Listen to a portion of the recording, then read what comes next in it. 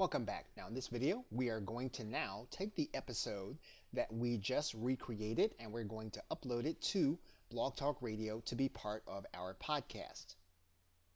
And to do that, we're going to come back to our dashboard. We're going to click Create, and then we're going to click Upload. We're going to give our podcast a date, and then we'll give it a title, pitch, and description.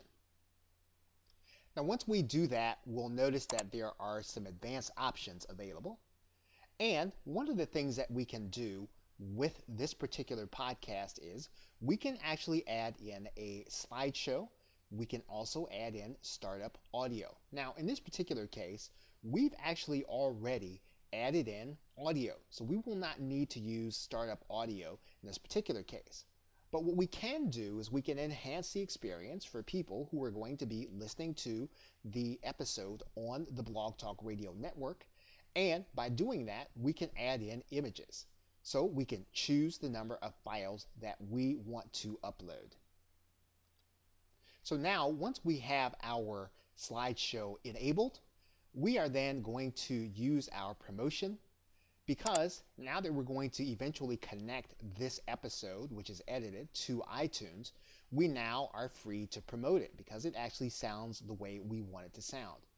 And then before we click Create Episode, what we'll need to do is we'll need to select the file and then import it into Blog Talk Radio by clicking this button. Now once again, to note, this feature is going to be one of the features that you'll need to have one of the premium accounts in order to implement. So if you're in the trial of the $39.99 or $249 area, you can actually use this feature where you can re-upload an episode.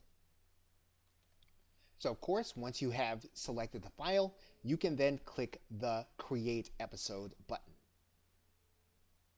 Okay, so with that, thanks, and I will see you in another video.